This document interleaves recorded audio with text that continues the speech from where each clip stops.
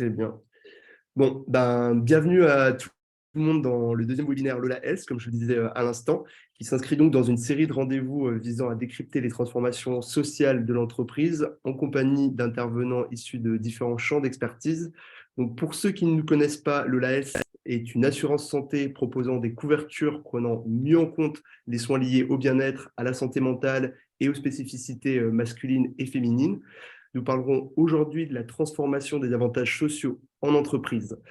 Donc, dans certaines entreprises, la nourriture gratuite, la bière ou les baby-foot sont quelques-uns des avantages qui ont longtemps été offerts au personnel pour encourager à la fois la présence physique au bureau et fidéliser les salariés à l'entreprise. Mais on constate qu'il laisse de plus en plus la place, post-pandémie, à une nouvelle culture des avantages sociaux centrée sur les préoccupations en matière de santé, de stabilité financière et de flexibilité. Donc, une mutation de la définition des avantages sociaux qui oblige les entreprises à s'adapter et qui peut conduire, pour celles qui ne sont pas vigilantes face aux changements en matière d'avantages sociaux, à prendre du retard et à perdre en attractivité. Donc, jusqu'à récemment, les horaires flexibles, les programmes de santé gratuites ou les vacances illimitées étaient réservés aux employment packages les plus généreux, mais on constate que cette tendance est un peu en train de devenir une norme et les gens veulent désormais une vie professionnelle de qualité, mais également plus de place pour leur vie personnelle. Et cette tendance est renforcée par la pandémie et était déjà fortement présente chez les nouvelles générations, notamment la génération Z, qui oblige le monde du travail à s'adapter à elle et à revoir ses codes. Donc cela amène un deuxième constat qui est l'arrivée des avantages sur mesure, car cette évolution est liée à une nouvelle reconnaissance des besoins différents entre collaborateurs plus âgés et plus jeunes. Par exemple, Google a annoncé l'année dernière s'engager à rembourser les prêts étudiants à hauteur de 2 500 $ par mois. Donc, pour parler des avantages sociaux de demain, nous accueillons aujourd'hui Elisabeth Soulier, anthropologue et autrice du livre La génération Z, passée au rayon X, qui décryptera avec nous quel est le rapport de cette génération au monde de l'entreprise et quelles sont ses attentes. Nous avons également Charles Chantala, sales leader de la plateforme de recrutement et de recherche d'emploi Indeed, qui nous partagera ses observations concernant les avantages sociaux dans les entreprises qui l'accompagnent et nous partagera les actions mises en place chez Indeed. Pour ceux qui souhaitent en savoir plus sur Lola L, sur le livre d'Elisabeth Soulier ou sur Indeed, vous retrouverez dans le fil de commentaires davantage d'informations concernant la discussion. Donc maintenant, sans plus attendre, je vais laisser Elisabeth commencer pour nous parler un petit peu de qui est la génération Z et quelles sont ses aspirations. Alors déjà, bonjour à tous et à toutes. Juste une petite rectification, c'est la génération Z au rayon X, et non pas passer au rayon X, même si ça veut dire à peu près la même chose. Comme ça, les choses sont peut-être plus claires. Alors peut-être très très rapidement ce que c'est que la génération Z, mais ça je pense que quand même tout le monde maintenant commence à la connaître. Elle fait quand même partie de notre environnement médiatique, politique, surtout depuis en effet la crise du Covid, où elle a pas mal souffert. On pensait que cette génération allait tirer son épingle du jeu du confinement parce qu'elle est habituée à vivre derrière ses écrans, avec ses réseaux sociaux. Et on s'est rendu compte que non, elle n'avait pas envie d'être assignée à résidence derrière des écrans aussi mobiles soient-ils. Donc ça a été la grande surprise, peut-être le grand enseignement de cette période que l'on vient de vivre. La génération Z, elle est née dans les années 95-2000, c'est vraiment la génération du millénaire. Elle a aujourd'hui entre 16 et 26 ans. Et en effet, elle rentre dans les entreprises, elle y a déjà mis un pied, elle y a déjà peut-être fait une première expérience. Et on s'aperçoit que très vite, à peine rentrée, elle veut ressortir. Alors, c'est ça qui est inquiétant pour les entreprises, et de se dire comment on va la garder, cette génération, comment on va l'attirer, comment on va la manager, et donc qu'est-ce qu'il faut lui donner et comment s'adapter et adapter nos écosystèmes à ses attentes. Pour moi, et très rapidement, peut-être, parce qu'on va en reparler après avec Charles, pour moi, il y a trois champs, en fait, trois notions qui sont d'ailleurs en forme d'éthique sur lesquelles on peut fixer un peu notre observation et voir un peu quels sont les leviers pour accompagner cette génération. Il y a la notion du mouvement, c'est toute une éthique de la mobilité, de la flexibilité, de la fluidité. on a parlé, Zygmunt Bauman, qui est un sociologue allemand qui est décédé il n'y a pas très longtemps, et parlait des sociétés liquides. Pour moi, cette génération, c'est une génération liquide. Donc, il y a vraiment quelque chose autour de ça, de cette notion de liquidité. J'irais même peut-être plus dans une notion de nomadité, mais ça, on en reparlera après. Il y a une deuxième notion qui, pour moi, me semble aussi très importante, qui est la notion de la coordination, de la coopération, de l'intelligence collective. C'est fondamental, c'est toute cette éthique, en effet, de la faire communauté. C'est une génération qui est fondamentalement tribale. Elle recrée du nous, comme si on avait saturé, j'allais dire, avec la génération Y, la notion d'individualisme pour arriver vers quelque chose de beaucoup plus collectif. Donc ça, c'est une notion aussi extrêmement importante à garder en tête. Et puis, il y a une troisième notion, il me semble, qui est fondamentale, c'est toute la notion qui est du lien. C'est-à-dire que cette génération, elle est ontologiquement un être de relation, donc elle a besoin justement de rentrer en relation avec les autres. Et c'est toute une éthique justement de la convivialité, du vivre ensemble, la notion aussi du care, du soin, de la sollicitude, de l'empathie, enfin tous ces mots qui sont aujourd'hui un peu à l'ordre du jour quand on parle de cette génération. Tout à fait. Merci beaucoup, Elisabeth. Et comme tu l'as très bien dit, l'un des mots de cette nouvelle génération, c'est l'intelligence collective. Et donc, on va en profiter pour réfléchir au sujet collectivement. Et je vais donner la parole à Charles. Ouais, bonjour à tous. Écoutez, moi de mon côté, je peux peut-être éclairer cette discussion en parlant à la fois du point de vue de Indeed, tour de contrôle un peu du marché, puisque Indeed agrège toutes les offres d'emploi. Donc, on a un aperçu des offres d'emploi qui finalement ont plus de succès chez tel ou tel type de profil actuellement. Celles qui génèrent le plus de clics, toutes choses étant égales par ailleurs. Et on a un petit aperçu aussi des postes qui ont l'air de revenir rapidement sur le marché, sous-entendu. Qu'est-ce qui attire les candidats et qu'est-ce qui fait qu'ils restent en poste, qui sont parfois deux choses différentes. Donc, il y a bien sûr plein de points communs, mais quand on parle d'attractivité d'un côté et de rétention de l'autre, il y a quelques grandes tendances et je rejoins tout à fait Elisabeth. Nous, on va les mettre sous les disons des tendances générales que sont la quête de flexibilité et d'autonomie, c'est indéniable. Tous les avantages sociaux en lien avec la flexibilité et l'autonomie dans mon mode d'organisation de travail, ça c'est clair qu'on le ressent dans l'attractivité des jobs et dans les facteurs de rétention. Donc ça marche pour les deux côtés, au stade de la recherche et une fois que je suis dans un job. De la même manière, on voit une explosion ces dernières années au stade de la recherche comme une fois en entreprise de l'attrait pour des entreprises qui proposent un sens, ne serait-ce qu'un sens à mon job. On voit bien que l'ère des bullshit jobs commence un petit peu à toucher à sa fin, ou en tout cas les gens aspirent à simplement avoir un job qui a du sens dans leur entreprise, voire idéalement que même l'entreprise réponde à une quête de sens et me permette de faire quelque chose qui est un petit peu plus grand que moi. Donc là aussi, je rejoins Elisabeth, on peut se perdre en conjecture sur pourquoi, mais c'est vrai qu'on a un petit sentiment que ce que les gens allaient avant trouver en dehors du travail, et maintenant ils viennent le chercher au travail. C'est vrai, on vit une époque un petit peu plus séculaire, avec des familles aussi un peu plus petites en moyenne, et en tout cas, voilà, certains pensent que c'est une des raisons pour lesquelles les entreprises, les pauvres entreprises se retrouvent maintenant avec le poids aussi de la charge de devoir non seulement effectivement fournir un job intéressant, mais aussi répondre à une quête de sens chez les collaborateurs, ce qui, voilà, on le voit bien, provoque des réactions parfois un peu effrayées de la part des chefs d'entreprise qui se demandent si c'est bien leur boulot de satisfaire au bien-être et apporter du bonheur aux collaborateurs. C'est une question tout à fait légitime. Donc ça, c'est un peu les grands thèmes communs, c'est sûr. Mais après, il ne faut pas perdre de vue que voilà, au stade de la recherche d'emploi, il y a des choses un petit peu plus terre à terre qui rentrent en jeu. Si on prend vraiment dans l'ordre les critères d'attractivité d'une offre, là je parle vraiment de statistiques observées sur Indeed, il faut revenir à des fondamentaux. Le premier critère de sélection d'un job sur Indeed et sur toutes les plateformes de recherche d'emploi, c'est la rémunération. Alors, la rémunération totale, et c'est une nouvelle conversation, je pense qu'il y a à juste titre commence à avoir lieu, c'est que la rémunération, ce n'est pas juste le salaire, et je pense que les entreprises ont raison de commencer à essayer de calculer les rémunérations totales qu'ils offrent, un package cohérent avec toutes les primes qui vont avec des avantages en nature qui peuvent se chiffrer, en tout cas devraient être mis en valeur à ce stade. Mais avant de se lancer dans la recherche de l'avantage social, je dirais avant-gardiste et nouveau, où sont les salaires et les packages dans les offres d'emploi.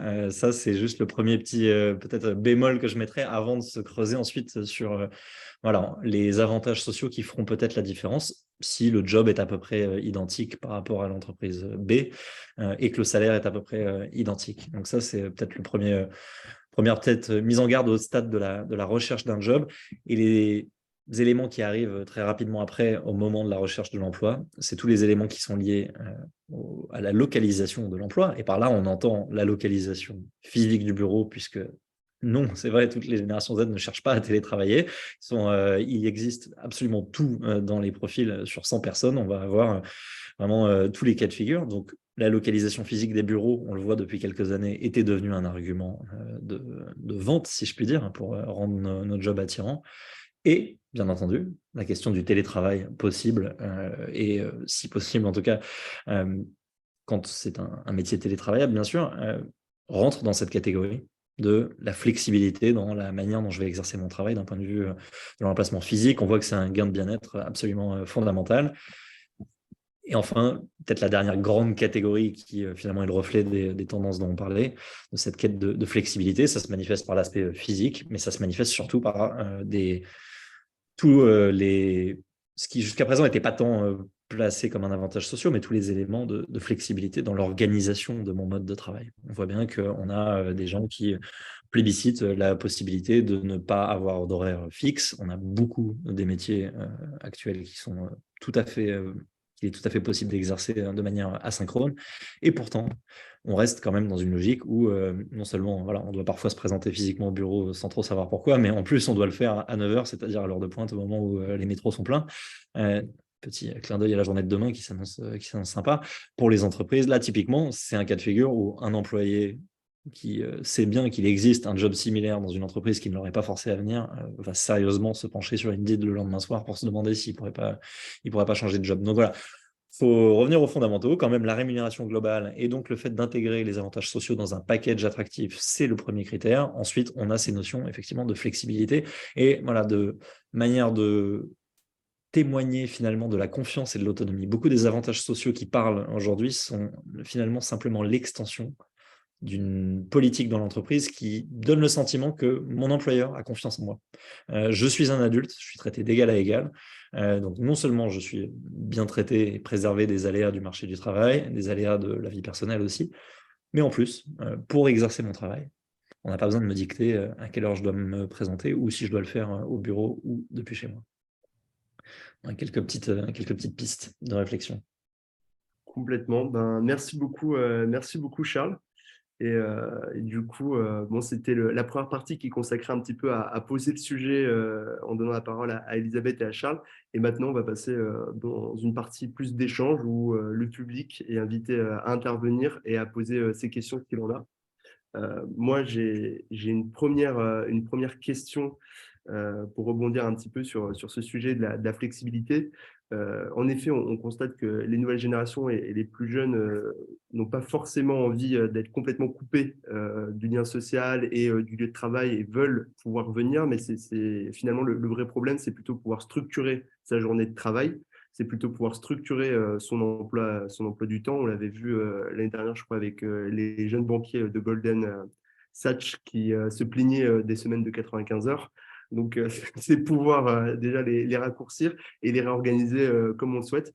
Et là où avant les avantages sociaux me visaient à attirer les gens sur le lieu de travail et à les y garder avec des salles de sport, des douches, des tables de baby-foot ou de billard pour voilà, pouvoir s'amuser, dormir et vivre sur le lieu de travail pour, dans l'idée qu'on allait augmenter la productivité. Aujourd'hui, comme tu le disais très bien, Charles, les avantages sociaux visaient à créer plus de flexibilité, donc permettre aux gens de ne pas venir quand ils le souhaitent et venir quand ils le désirent.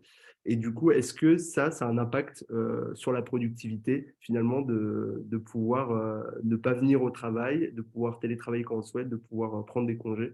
Je te pose la question car quand j'ai cru comprendre que chez Indeed, vous mettiez en place un avantage social lié justement au congé illimité. Ouais, peut-être si.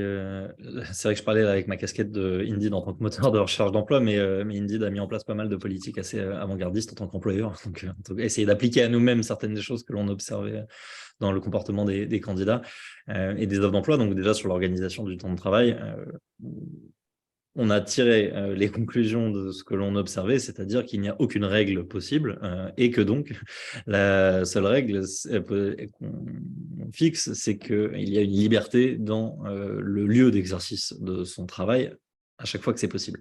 Donc, concrètement, il n'y a plus que 1% des employés de Indeed qui sont contraints de venir au bureau physiquement. Ce sont des gens dont le métier est lié à l'entretien de nos bureaux ou encore vraiment à l'aspect purement physique, physique de leur job.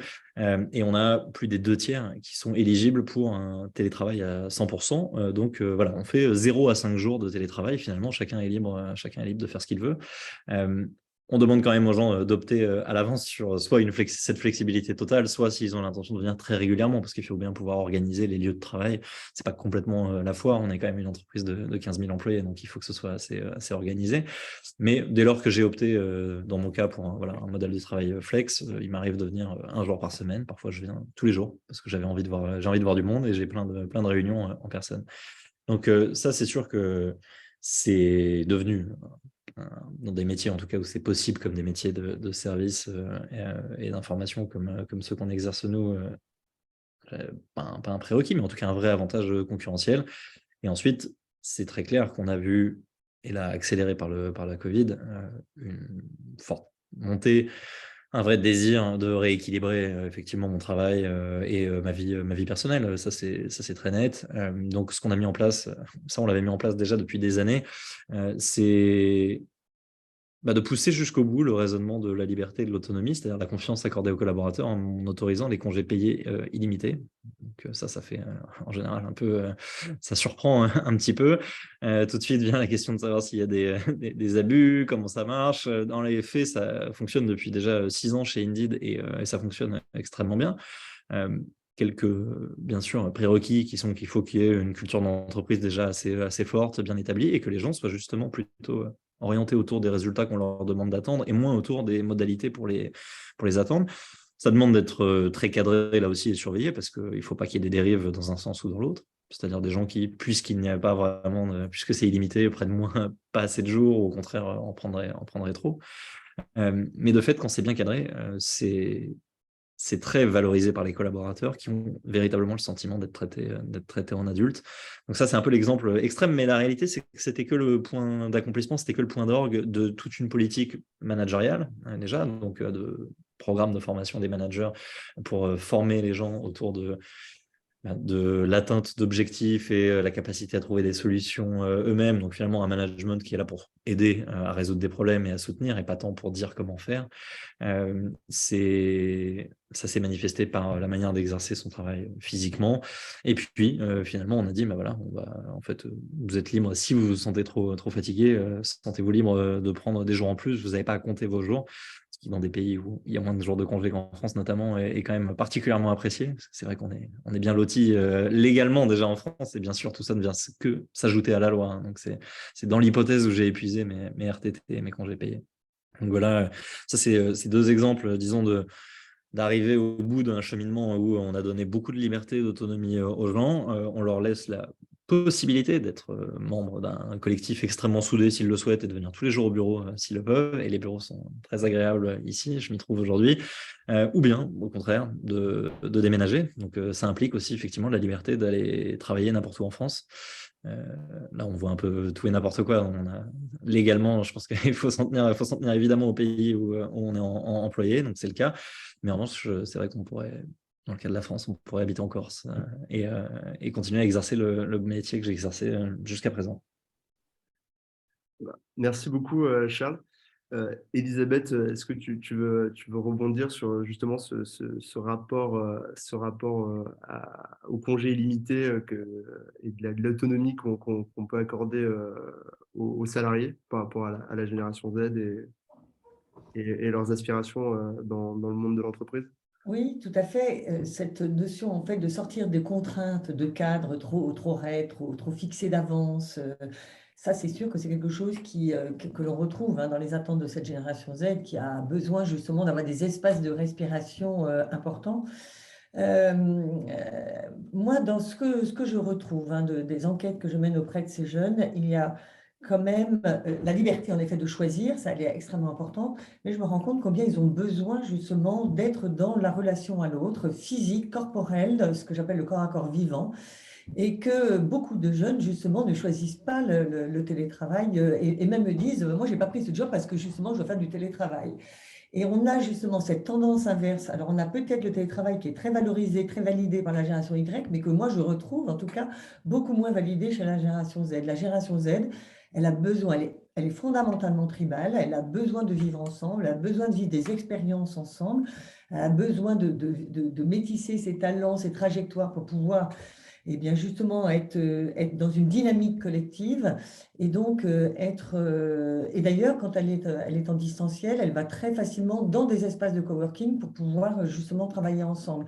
Et moi, ils me disent très souvent, moi j'ai besoin d'être dans un brouhaha dynamique pour pouvoir moi-même être productive. Donc il y a vraiment cette notion de se dire, alors c'est peut-être l'âge, et c'est probablement ça, mais il y a vraiment ce besoin, je trouve, de retrouver l'autre, de retrouver autrui, dans justement dans la reconnaissance mutuelle, dans l'empathie. C'est une génération qui est très émotionnelle, hein.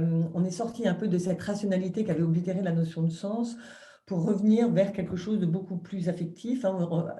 On parle d'intelligence émotionnelle, c'est récent, hein, c'est à l'âge de cette génération Z d'ailleurs.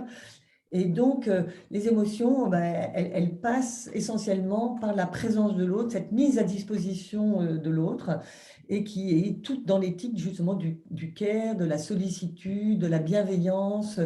Et c'est pour ça que je pense que ça, c'est très important.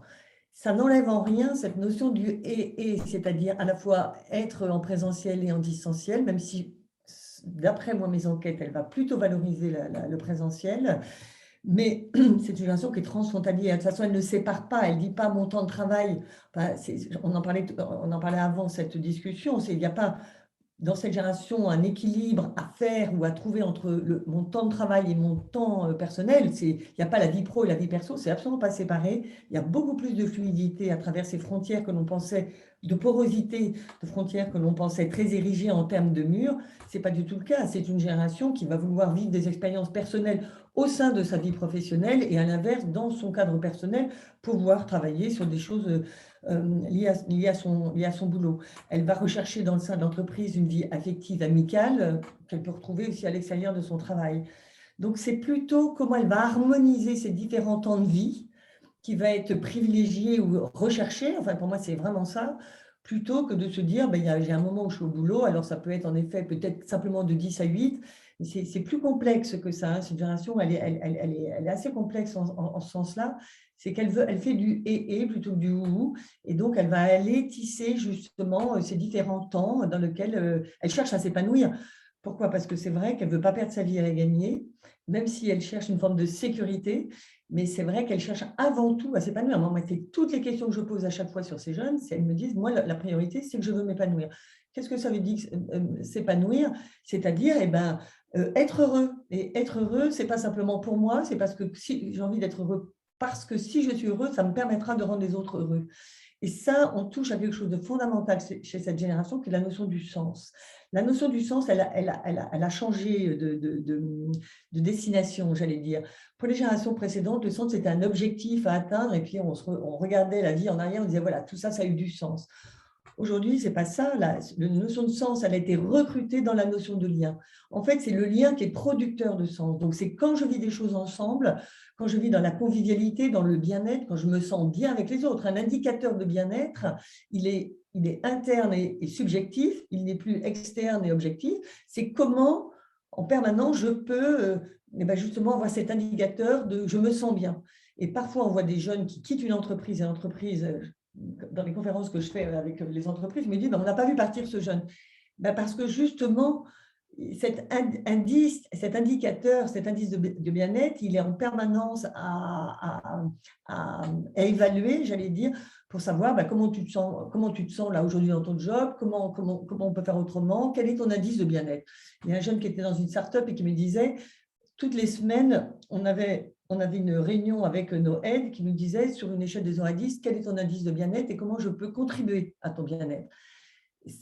Pour moi, là, on est en train de toucher à quelque chose d'essentiel dans les imaginaires et les attentes de cette génération Z. Je pense qu'il y a ça aussi qui est extrêmement important. Quel est en fait l'avenir possible et désirable de cette génération en termes de vie au travail? Et la vie au travail, dans une dimension liée à la personne, c'est une personne qui veut s'épanouir dans la totalité de ses composantes. Elle est née avec la notion de growth mindset, elle est née avec les intelligences multiples. C'est ça, en fait, qui se joue aussi dans le cadre du travail. Merci beaucoup, Elisabeth.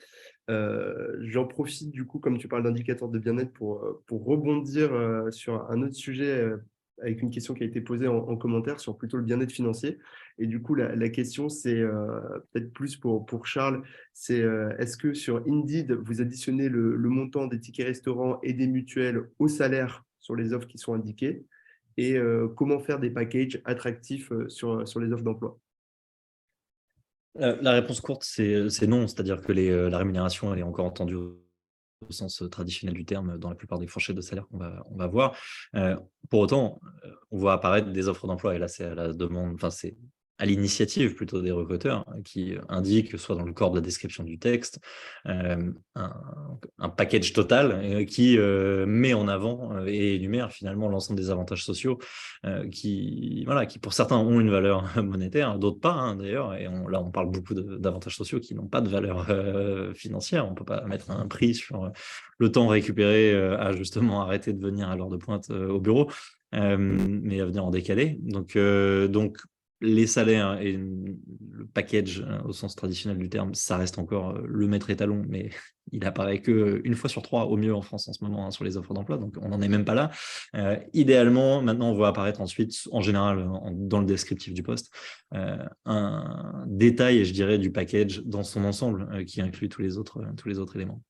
Ok. Et du coup, je rajoute une question à la question, c'est est-ce qu'on doit faire apparaître le salaire sur les offres d'emploi? Oui, 1000 fois oui. Là, pour le coup,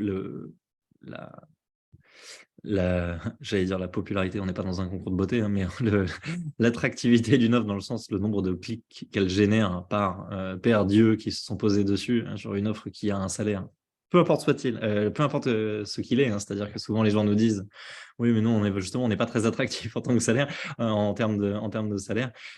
Systématiquement, le simple fait de faire apparaître un salaire, cette preuve de transparence dès le début de cette relation sur quand même un des 2 éléments fondamentaux de ce qu'on est venu chercher, génère énormément d'attrait pour les offres d'emploi. Donc oui, il faut toujours les mettre. J'ai bien conscience que ça nécessite de les avoir alignés en général et indexés en interne avant, ce que beaucoup de grandes entreprises n'ont pas encore fait. Donc j'imagine, je sais que chez Indeed, c'est un travail qui a mis 18 mois en interne déjà à s'assurer que tous les salaires de l'entreprise, des employés actuels, étaient normés. Mais il y a un double avantage, c'est que ça rendra les offres d'emploi plus attractives et accessoirement, c'est un facteur de limitation de la discrimination, puisque ça oblige à avoir véritablement posé des fourchettes transparentes de salaire et en général, ça fait apparaître les discriminations conscientes ou inconscientes qui existaient au sein de l'entreprise et au sein de nos salariés en poste. Ça oblige à des réévaluations de salaire des personnes en poste, dit très concrètement, ce que nos conseils d'administration peuvent faire un peu tiquer là-dessus, puisque c'est vrai que non seulement ça nécessite d'ouvrir un chantier qui peut être assez long, mais il faut le faire avec à l'esprit que potentiellement, oui, on va découvrir que les femmes sont potentiellement un peu moins bien payées que les hommes à poste égal dans mon entreprise. Donc, c'est des sujets qui, pour les RH et pour les départements du recrutement, j'en suis conscient, sont très, très difficiles à aller vendre et qui nécessitent du courage, mais c'est la bonne chose à faire, d'une, et ensuite, c'est récompensé par le fait qu'on est beaucoup plus attractif. Ok, donc j'en prends note pour les gens qui nous écoutent. Pensez à indexer les salaires dans les entreprises dans lesquelles vous travaillez, si vous en avez la possibilité.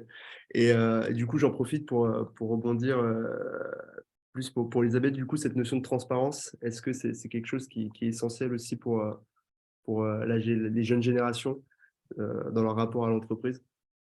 Oui, c'est même fondamental, hein. C'est vrai que cette notion, l'absence de langue de bois, de choses cachées, une entreprise qui n'aurait pas à dire un certain nombre de choses, c'est vrai que c'est quelque chose qui heurte cette génération qui demande cette forme de transparence, en effet, de dire au niveau des salaires, mais ça peut être aussi, en effet, sur plein d'autres critères de l'entreprise. Euh, tout ce qui touche aussi, par exemple, la transparence par rapport à ce que la raison d'être de l'entreprise, hein, quelles sont les valeurs de l'entreprise, comment elle est congruente, comment elle a un discours qui fonctionne avec ses actes, comment elle est transparente là-dessus. Ça, je pense que c'est aussi extrêmement important. Euh, Aujourd'hui, c'est un des critères aussi quand même d'intérêt, enfin d'attente de cette génération Z, c'est aussi de savoir quel est l'impact positif que va avoir l'entreprise sur moi, sur les autres et sur le monde. Et cette notion, et ça rejoint la notion de sens. En quoi c'est utile ce que je suis en train de faire? Quel est comment je peux savoir, et là-dessus, l'entreprise doit être transparente là-dessus, comment je peux savoir que ça a un impact sur le monde et en quoi je peux rendre le monde meilleur? En fait, elle a une forme, elle n'a pas d'utopie, cette génération, parce que on n'est plus dans le temps des utopies. Ben, d'ailleurs, elle me dit, mais les utopies, c'est beaucoup trop lourd à porter, puis on n'y arrivera jamais. Mais c'est dans les actes, en fait, qu'elle va vouloir avancer vers une possibilité d'utopie. C'est-à-dire, c'est comment concrètement l'entreprise travaille sur la diversité, sur l'égalité en effet de traitement entre les hommes et les femmes, comment elle va agir aussi sur l'environnement, comment c'est toute la politique RSE, hein, c'est-à-dire comment elle va pouvoir amener du meilleur pour les autres, pour localement en fait, hein, c'est la pensée, ce que j'appelle le localisme, comment elle va penser global pour agir local, et ça c'est vraiment une pensée de cette génération Z, et tout le discours ne doit pas être que des discours justement, et la transparence elle est peut-être là, elle est dans les actes. Ouais, il y a bon, je suis 100% aligné avec Elisabeth, hein. Il y a un vrai enjeu d'authenticité qui avait démarré avec les blagues de baby-foot dont on ne pouvait finalement pas se servir tellement la charge de travail est importante. Ou pour reprendre l'exemple de Indeed qui proclame des congés payés illimités, ça aurait pu être la fin d'Indeed si dans les faits, l'entreprise n'était pas organisée de telle manière que les gens sachent pouvoir les utiliser véritablement, que c'est pas qu'il n'y a pas de motif caché, ou en tout cas voilà, que c'était sincèrement juste une volonté d'augmenter le taux d'engagement et le niveau de bien-être des collaborateurs, parce que de manière transparente, on leur a dit aussi, on n'est pas une... Ce sera bon pour Indeed également, enfin, il n'y a aucune honte à le dire, il est maintenant établi que le bien-être et l'épanouissement d'un collaborateur est bon pour la productivité d'une entreprise. Il n'y a aucune raison de se cacher que c'est gagnant-gagnant. Ce qui fait tiquer systématiquement, c'est effectivement de ne pas avoir d'alignement entre les paroles et les actes. Et, c'est devenu en plus quasi impossible. Le niveau de transparence est tel maintenant que même de l'extérieur d'une entreprise, par les avis que l'on voit sur Internet, que ce soit sur Indeed ou sur Glassdoor ou sur d'autres sites, je sais déjà à l'avance, ça sent l'entreprise qui n'a pas l'air d'être alignée entre ce qu'elle proclame sur son site corporate et la réalité de son management, par exemple, ou des avantages que l'on m'affiche, mais que peut-être je ne vais pas être en mesure d'appliquer. Donc, on parle effectivement de quête de sens et notamment de diversité et d'inclusion beaucoup en ce moment. Il existe, si on revient aux avantages sociaux, des manières très concrètes de le faire vivre en entreprise. La question des congés parentaux et notamment, pour le coup, paternité dans le cas de la France, qui est quand même maintenant plutôt parmi les mauvais élèves, malgré la récente réaugmentation. On n'est toujours pas très, très bon là-dessus. C'est pas quelque chose qui est extrêmement coûteux à l'échelle d'une entreprise, dans le sens où, malgré tout, des congés paternité, par exemple, ne sont pas, voilà, il y en a pas, on n'aura jamais de 30% de nos effectifs à la fois en congé paternité. C'est un très bel exemple de, voilà, je mets des actes en face de mes paroles, je vous propose un avantage supplémentaire qui est un congé maternité peut-être plus long, un congé paternité plus long que ce que la loi prévoit dans tel ou tel pays. Tout à fait. Bah, ça allait être une de mes prochaines questions, c'est est-ce qu'il y a des avantages gadgets? Parce que souvent, effectivement, on voit les entreprises agiter le baby-foot ou la salle de sport, et dans les faits, une fois en poste, on ne les utilise pas. Et du coup, mais bon, tu as très bien répondu.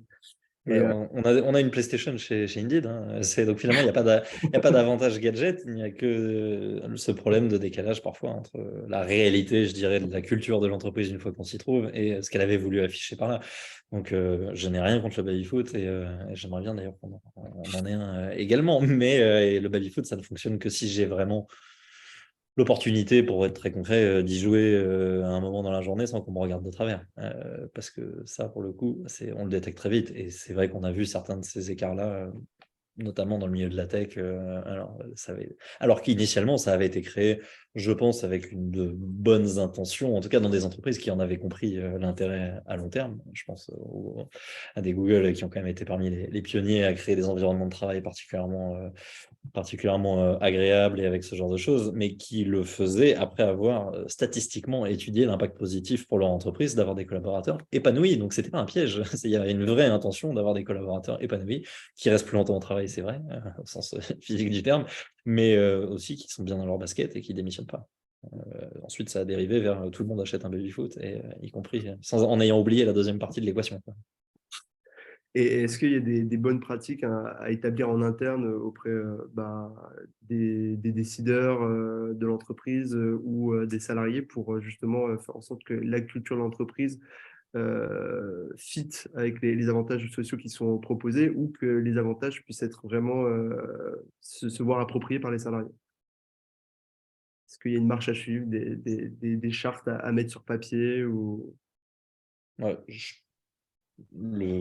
en deux mots, je laisserai Elisabeth peut-être donner son opinion, mais finalement, dans la lignée de ce qu'on a dit jusqu'à présent, le conseil peut-être que je donnerais à soit nos partenaires des ressources humaines qui hésitent à mettre en place tel ou tel avantage, ou les personnes en charge de la gestion des bureaux qui décident de mettre en place tel ou tel avantage physique tangible, c'est effectivement juste de s'assurer qu'on n'aura pas besoin de demander en quelque sorte son autorisation, ou en tout cas qu'il n'y aura pas ce décalage entre l'usage promis et l'usage réel. C'est-à-dire que avant d'installer le baby-foot, il faut avoir cadré avec sa direction qu'il n'y aura pas des horaires d'utilisation fixes ou obligatoires qui, pour moi, sont presque pires que juste dans ce cas-là, ne mettons pas de baby-foot si finalement c'est pour donner le sentiment que ça nous embête tous.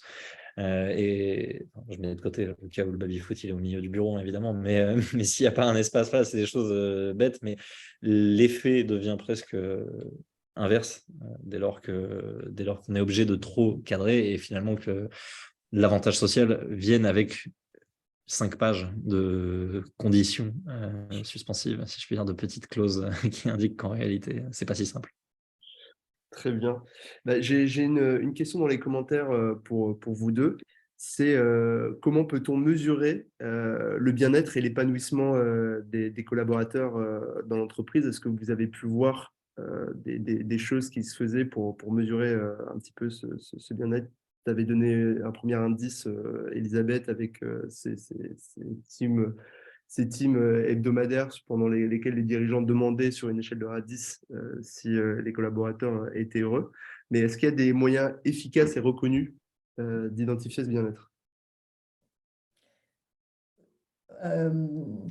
La notion de bien-être, c'est ce que je disais, c'est une boussole interne en fait. Donc c'est extrêmement difficile d'avoir quelque chose de peut-être trop processé. C'est intuitif en fait la notion de bien-être. C'est comment je me relie à moi et je sais comment je me sens, comment je ressens les choses, comment je ressens mon équipe, comment je ressens mon rapport au travail. Cette génération, en fait, je pense qu'on peut la comprendre, on peut comprendre ça aussi, parce qu'elle est née, c'est la première génération de full numérique, hein, donc c'est ce qui la différencie des autres, et c'est en ça que peut-être elle apporte quelque chose de totalement nouveau, j'allais dire, un nouveau paradigme pour pouvoir comprendre le monde aujourd'hui ou le monde d'après, justement, hein, parce qu'elle est vraiment au système de frontières entre un monde d'avant et le monde d'après. On ne va pas refaire, mais c'est la troisième rupture anthropologique depuis l'histoire de l'humanité, si on reste sur la notion de transmission des savoirs, des connaissances à travers un médium qui est le numérique. Après, ça a été l'oralité à l'écrit et l'écrit à l'imprimerie.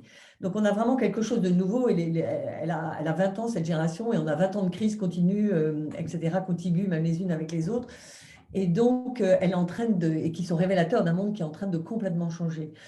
elle est née avec le numérique et donc avec un rapport au monde qui est très, très sensitif en fait. Hein. Qu'est-ce qu'il y a au bout de ma main, de la main de la génération Z, de nous aussi maintenant, mais elle est née avec ça. Elle est née avec un smartphone et donc des technologies mobiles si on veut, mais surtout avec le smartphone. Hein.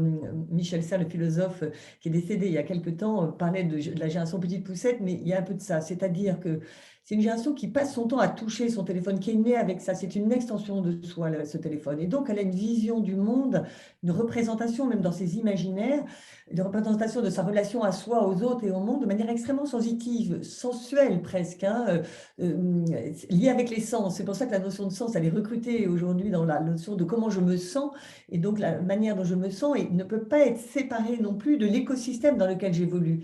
Il y a quelque chose, enfin, il faut penser l'entreprise maintenant comme un écosystème, puisque comme une structure d'organisation, un écosystème, c'est quelque chose d'extrêmement vivant, quelque chose qui bouge tout le temps, quelque chose. Et donc, mon bien-être, évidemment, je vais l'évaluer, j'allais dire, en continu, en fil continu. C'est comme ça que c'est possible. Donc, on ne peut pas se dire, bah, tiens, une fois par trimestre, on va faire, etc. Même j'allais dire une fois par semaine, je trouve que à la fois, c'est déjà extrêmement ritualisé, mais pourquoi pas d'ailleurs, parce qu'on a tous besoin de rituels.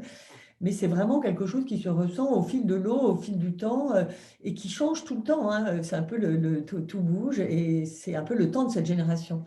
Donc, je ne sais pas si on pourrait imposer des critères de bien-être, mais simplement déjà de donner la parole à chacun et de lui dire, bah, quel est comment tu te sens, quel est ton bien-être, comment tu l'évalues intuitivement et de quoi tu aurais éventuellement besoin et comment je pourrais contribuer à ça ou comment l'écosystème pourrait contribuer à ça. Hein, c'est ça, c'est aussi la réciprocité créatrice dont on parle, enfin moi dont je parle beaucoup en tout cas avec cette génération Z, qui est comment bah, justement le collectif va pouvoir participer à l'épanouissement de l'autre. Il y a quelque chose qui est très lié à de l'altruisme, enfin le don, on commence à parler de cette notion de Marcel Mauss, hein, cet anthropologue, père de l'anthropologie française, qui parlait du don et contre-don. Il y a ça qui est en train de se révéler là, dans cette notion de bien-être. Comment l'autre va venir contribuer à mon bien-être et comment je vais contribuer au bien-être de l'autre et donc du groupe. Et donc de mon organisation, de mon écosystème. Pourquoi? Parce que pour que l'écosystème évolue, eh bien, il faut qu'ils collaborent, il faut qu'ils coévoluent, qu'ils co-créent ensemble. On est dans une société d'innovation et de la création, et ça ne peut pas se faire tout seul. Aujourd'hui, moi, les jeunes me disent, mais en fait, seul, dans un monde devenu extrêmement complexe, en fait, seul, on n'y arrive pas, c'est qu'on y arrivera tous ensemble. Et donc, je pense que cette notion d'évaluation du bien-être, elle peut se faire comme ça, intuitivement, en fil continu. Je ne sais pas si Charles a une idée plus carrée que moi. Non, non, mais c'est tout à fait aligné avec les tendances qu'on observe dans les outils même de prise de pouls. Et littéralement, on appelle ça des outils de pulse aux États-Unis qui deviennent de plus en plus utilisés, qui sont de plus en plus utilisés par opposition peut-être à la grande enquête de fin d'année sur avec plein de questions très précises. Et on rentre beaucoup plus dans de l'analyse de ressenti ou du sentiment du collaborateur. On assume qu'on n'a pas d'ailleurs la réponse au pourquoi, mais en tout cas, au moins, on prend de plus en plus le pouls par des micro-sondages. Parfois, 2-3 questions. Juste, quel est votre niveau Est-ce que... et on assume la subjectivité, hein, c'est vous sentez-vous heureux en ce moment au bureau la plupart du temps, enfin juste ça de dire, et en suivre l'évolution. Après, libre à l'entreprise d'essayer de détecter qu'est-ce qui a changé entre le mois dernier ou les 6 derniers mois, mais je pourrais en citer quelques-uns sans faire de pub, je vais essayer d'en citer plusieurs, mais Bloomin ou Lucas ou Supermood proposent tous des outils maintenant de micro-sondage comme ça, qui sont plus de la prise de pouls à intervalles réguliers, donc qui ont des taux de réponse beaucoup plus importants que les sondages historiquement un peu ennuyeux, on peine à faire remplir par nos collaborateurs une fois par an. Là, ça a le mérite d'être beaucoup plus rapide, consommer rapidement, comme le disait Elisabeth, du bout de mon téléphone. Je réponds en 2, 3, 4 questions sur mon sentiment actuel. Et ensuite, le boulot est entre les mains de l'entreprise, évidemment, pour essayer d'en tirer les conclusions. Super, bah merci beaucoup. Est-ce que tu peux me redonner le nom des outils, s'il te plaît, Charles? Je les mets dans le chat. Ouais, Alors, je voulais pas, je dis ouais, vraiment, c'est pas du tout c'est ni des recommandations, ni mais c'est ceux qui me viennent à l'esprit. voilà. Supermood était une petite start-up française qui avait un peu innové là-dedans il y a quelques années quand ça existait. Ça apparaissait juste aux États-Unis. Et Bloomin, Lucas font des petits logiciels comme ça. Je suis sûr qu'on en trouve même qui appartiennent à des géants maintenant des softwares, mais en tout cas, voilà, on va exactement vers ce que disait Elisabeth dans les outils aussi RH de pilotage. Ok, bah super. Bah, effectivement, c'est pas pour faire de la publicité, mais si jamais des gens ont envie de regarder un peu à quoi ça ressemble, c'est en commentaire. Merci beaucoup, Charles. Et on a une question de Marion, bon, une question, je pense, un peu vaste, mais comment innover sur les avantages sociaux proposés? Est-ce que quelqu'un a une réponse? Je pense qu'on Comme ça. Ouais, pas facile, mais peut-être je peux juste évoquer pêle-mêle deux, trois idées qu'on n'a pas encore évoquées. On parlait on a beaucoup parlé de la question de la flexibilité, de l'autonomie, mais qui va, je rejoins complètement Elisabeth, jusqu'à la liberté de venir tous les jours au bureau parce que je veux voir des gens. Et donc, c'est faire attention. À force de parler de télétravail, les gens ont à tort pensé que tout le monde voulait du télétravail, ce qui n'est pas du tout vrai. Donc, n'oubliez pas que c'est la liberté de télétravailler, comme la liberté de venir au bureau. Donc, ça, c'est le premier point. Le Et ça rejoint un petit peu, je vois la question juste en dessous, est-ce qu'on doit faire des avantages sociaux différenciés selon les personnes? C'est vrai qu'on rentre dans un monde très compliqué où il faut offrir des options finalement différentes. C'est presque, on rentre dans des avantages sociaux à la carte, quasiment, parce qu'il n'existe pas une vérité. Et donc, la réponse est non, il n'y a pas d'avantages sociaux pour la génération Z non plus. Je pense qu'Elisabeth en conviendra. Ils sont peut-être différents des générations précédentes, mais eux-mêmes sont composés d'une variété de profils. Certains d'entre eux voudront des choses différentes.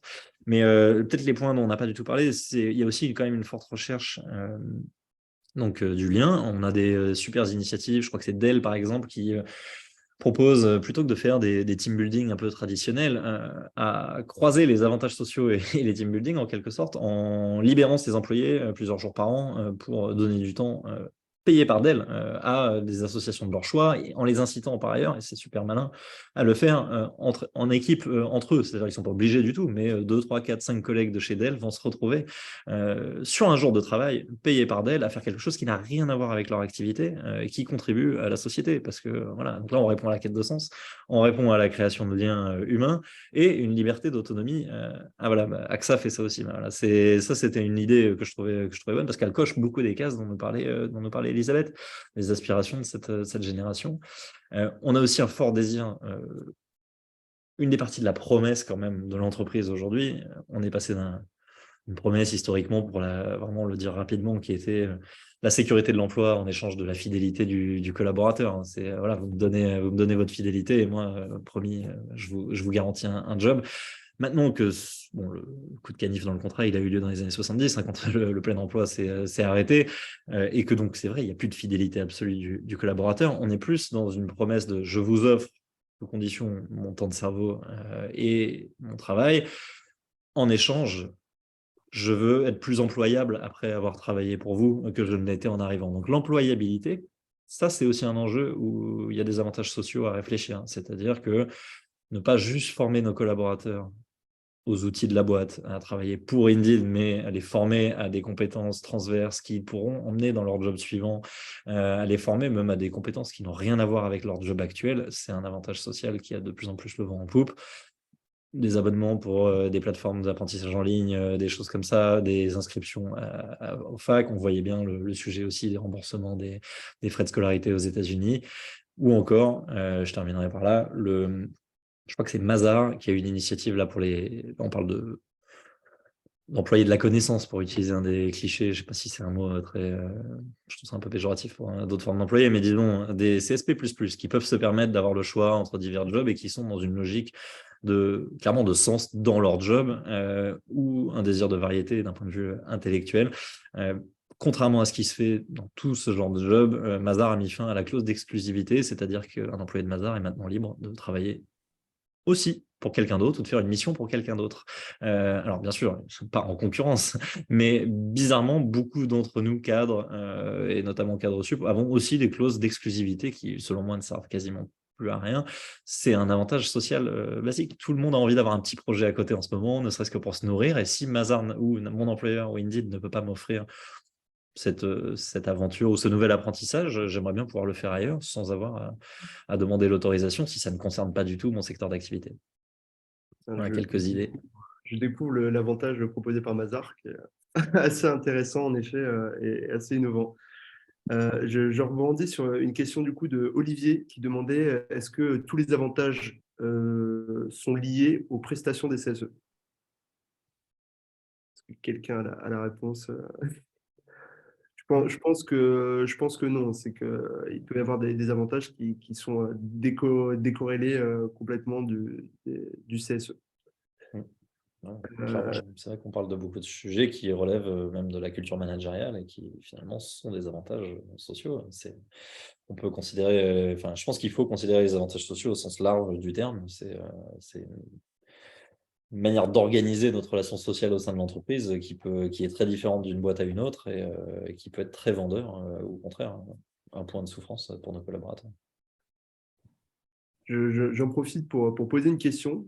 J'ai vu passer une étude de Glassdoor qui disait qu'environ 60% des employés désormais accordaient plus d'importance aux avantages liés au bien-être physique et mental, tels que les soins de santé privés, l'accès à une thérapie en ligne. Et je voulais savoir si, à votre avis, la santé était une tendance liée à l'épisode pandémique ou était à une condition qui allait prendre de plus en plus d'importance dans les années à venir dans les avantages accordés par l'entreprise. Je ne sais pas si, par exemple, Elisabeth, tu as une opinion sur le sujet du bien-être et de la santé physique et mentale en entreprise. Oui, ce qui est vrai, c'est que par exemple, pourquoi cette notion de bien-être est devenue si importante chez cette génération Z, c'est parce que le mal-être au travail, c'est quelque chose qui est une réalité chez ses aînés. C'est-à-dire que la génération précédente, on sait que la génération Y a été sujette à énormément de burn-out et que cette génération Z, elle s'est dit, bah, moi, je n'ai pas envie de vivre ça. En fait, YOLO, je vis une seule fois et donc je ne veux pas justement être en place crash émotionnel quand je vais aller au travail.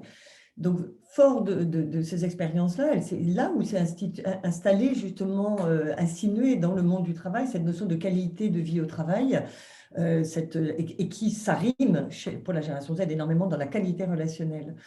La notion de bien-être, elle est liée aussi elle est évidemment donc liée à la notion de santé. C'est une génération qui a du mal à vivre la pression, qui a du mal à vivre le stress, qui n'a pas envie de le vivre. D'ailleurs, elle est très consensuelle, elle n'est pas dans le conflit. Et donc, elle préférera quitter une entreprise plutôt que de vivre ces tensions relationnelles. C'est pour ça que la qualité relationnelle, pour moi, elle est au cœur même de la relation d'un jeune dans son écosystème de travail. Euh, elle a une vision d'elle-même, non pas en tant qu'individu, mais en tant que personne. C'est un peu différent. Et la notion de personne, c'est une notion relationnelle encore. C'est-à-dire qu'elle se définit par la relation à autrui. J'ai confirmation de mon existence par l'autre. Hein. C'est la fameuse alternative je-tu de Martine Buber.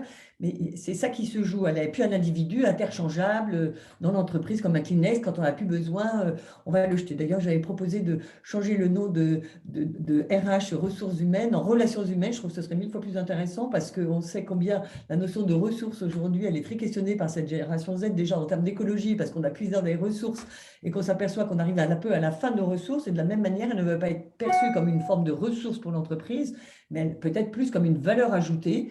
Ce serait peut-être le meilleur terme, mais en tout cas être dans une espèce d'alliance relationnelle. Donc ça participe beaucoup à la notion de bien-être.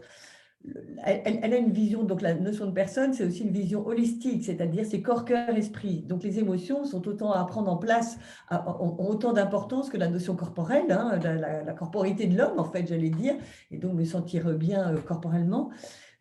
Et puis la notion, évidemment, de l'esprit. Donc tout ça, ça à prendre en compte, en fait. Et dans le management, par exemple, c'est vraiment vers des managers qui peuvent aller sur ces différents champs là, d'exploration, enfin, et d'accompagnement, parce que c'est aussi une génération qui a besoin d'énormément d'être guidée, accompagnée, une génération, on appelle, un peu, comment dire, moi je parle de maternance, alors ça n'a rien à voir avec la maternité, mais la maternance, c'est quelque chose qui est lié à justement un écosystème dans lequel je me sens bien, dans lequel il y a de l'écoute, du partage, de l'entraide, de la sollicitude, justement, hein, du care.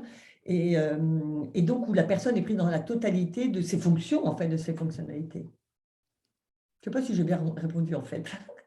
C'était très intéressant. D'ailleurs, dans les commentaires, on nous fait savoir que quelqu'un a une direction des richesses humaines dans son entreprise, au lieu des ressources. Et toi, Charles, est-ce que tu as un avis sur le sujet de la santé physique et mentale comme avantage social dans l'entreprise? Ouais, bah, je pense que je suis tout à fait aligné dans le sens où il faut on a de plus en plus d'entreprises qui prennent conscience que l'on s'adresse à des personnes et non pas à des salariés. On s'adresse à des personnes comme un tout, avec tout ce que ça nécessite. Donc là, en l'occurrence, le meilleur exemple d'alignement entre c'est plusieurs des choses dont on a parlé, le micro-sondage qui permet de prendre le pouls et de détecter qu'il y a un problème et donc que ce problème est peut-être lié à un décalage entre ce que l'on annonce et le ressenti par les gens. C'est typiquement au bout de quelques mois de pandémie de Covid, chez Indeed, il y a eu la prise de conscience que le moral des troupes commençait à souffrir, comme partout, évidemment, mais aussi parce que certains des avantages sociaux, qui étaient la grande flexibilité dont on profitait, ou encore les liens sociaux très forts qu'on avait essayé de créer, étaient en train de disparaître, puisque à quoi bon avoir des congés payés illimités quand on est confiné chez nous, et que donc ça ne sert plus à rien de poser un jour de vacances pour aller s'amuser, et que je vois plus tous mes collègues qui étaient par ailleurs des gens avec qui je traînais. Donc là, il y a eu une réponse assez forte qui était typiquement de dire, voilà, on voit que finalement le bien-être mental et physique des gens commençait à être touché. Et Indeed a déclaré un jour de fermeture obligatoire, c'est-à-dire l'obligation de ne pas travailler, quitte à rester coincé chez soi, mais juste pour se reposer, en fait, parce que les gens n'avaient plus posé. On mesurait partout dans le monde le nombre de jours pris à la semaine près, et on a constaté que, évidemment, les gens avaient arrêté, sous prétexte qu'ils ne pouvaient pas sortir et partir, pensaient que c'était pas grave de continuer à travailler tout le temps, et qu'en fait, leur bien-être physique commençait à en être atteint. Parce que on a tous travaillé depuis notre chambre et qu'on se disait que finalement, puisqu'on y était, autant se connecter. Donc ça, c'est un exemple de cas de figure où évidemment que pendant la pandémie, je pense que tout le monde l'a ressenti et j'espère qu'on en ressort avec, en le gardant un tout petit peu à l'esprit, qu'on ne peut pas distinguer, encore plus chez la génération Z, Elisabeth nous a éclairé là-dessus, le temps de travail et le temps personnel, ça existe beaucoup moins chez cette génération. Il y a juste une porosité, donc l'illusion de l'équilibre vie privée, vie perso, vie pro, voilà, beau lapsus, vie privée, vie pro, comme si en tout cas il y avait un mur étanche entre les deux et qu'à 18h j'étais capable de ne plus penser au mail que j'ai reçu 20 minutes avant. Je pense que ça fait longtemps qu'on n'y croit plus, donc il faut aussi faut agir en conséquence. Tout à fait. D'ailleurs, j'ai vu passer des avantages proposés par certaines entreprises qui consistaient à des applications de méditation, voilà, gratuites, offertes et mises à disposition des salariés. Ouais, une hotline pour pouvoir accéder Mm. à du soutien psychologique, de l'aide, la capacité de pouvoir dénoncer peut-être quelque chose qui a lieu dans une entreprise qui ne soit pas relié directement à l'entreprise elle-même, mais donc de manière tout à fait anonyme, de pouvoir obtenir de l'aide. Le fait d'avoir du soutien quand je suis en déplacement à l'étranger, en plus, disons, de ma mutuelle, mais un soutien renforcé, tout ça, ce sont des choses qui sont précieuses. Justement, c'était la dernière question avant de clôturer ce webinaire. C'était comment valoriser la mutuelle en tant qu'avantage social auprès des salariés. C'est vrai que des fois, les salariés ont du mal à s'en saisir, euh, sachant que peu comprennent comment elle fonctionne. Ouais.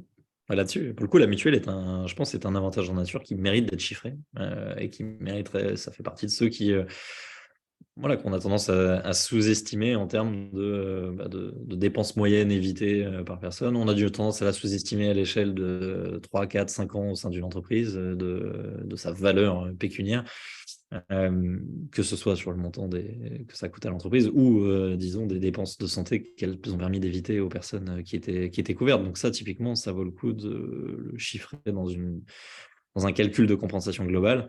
Ce qui fait le lien avec la question plutôt de Sixtine, de savoir est-ce qu'on fait des avantages sociaux différenciés selon les générations. C'est peut-être pas le bon jour pour citer Meta comme exemple, puisqu'ils viennent d'annoncer des nombreux licenciements, mais j'ai appris qu'eux, pour le coup, dans leur manière d'organiser leurs avantages sociaux, ils sont allés au bout de cette logique de dire il n'y a pas deux employés identiques dans nos rangs. Mais on veut proposer les meilleurs avantages sociaux de la Terre, donc comment on fait? La réponse, c'est on essaye de tous les avoir à disposition, mais on ne les propose pas tous, on ne peut pas se permettre de tous les proposer à tout le monde. Donc, on essaye de les chiffrer tous autant que possible, et on donne un budget total d'avantages sociaux à nos collaborateurs, à eux d'opter pour les avantages sociaux qui leur parlent le plus. Typiquement, un berceau d'entreprise, c'est merveilleux pour certains, ça n'a aucun intérêt pour d'autres, à l'heure où 25% d'une classe d'âge n'aura peut-être pas d'enfants. Et la voiture d'entreprise, ça fait belle lurette que beaucoup de monde s'en fiche. Bon, bah, voilà, c'est à la carte. Peut-être que moi, je vais opter pour un jour de travail en moins tous les mois ou une mutuelle, effectivement, parce que je suis capable de la valoriser. Et je fais mes courses en quelque sorte avec un budget total. Et donc là, tout le monde est gagnant. L'entreprise a réussi à faire valoriser, au-delà de son salaire, des salaires et des bonus, parce qu'elle met toutes les dépenses qu'elle engage pour le bien-être de ses collaborateurs. Et les collaborateurs choisissent un mode de travail, en tout cas des avantages sociaux qui sont au plus près de ce dont ils ont envie et besoin. Eh bien, merci Charles. Bon, on arrive à la fin de ce webinaire. On est à court de temps. Je pense que le sujet est vaste. On pourrait encore en parler longtemps. Mais merci beaucoup à tous les deux d'avoir participé et d'avoir pris du temps pour répondre à toutes ces questions. Pour les gens qui se posent la question, vous pourrez retrouver ce webinaire en replay sur nos réseaux sociaux et sur le YouTube de Lola Health. Je terminerai avec une citation de Anouk Agussol, qui est la fondatrice d'Unleashed, une société de conseil en technologie, et qui déclarait à propos de la flexibilité et du bien-être qu'aujourd'hui, ce n'est plus un avantage de l'avoir, c'est un désavantage de ne pas l'avoir. Voilà. En tout cas, merci à tous. Et du coup, je vous souhaite à tous une excellente après-midi. Merci. Merci, bonne journée. Au revoir, merci.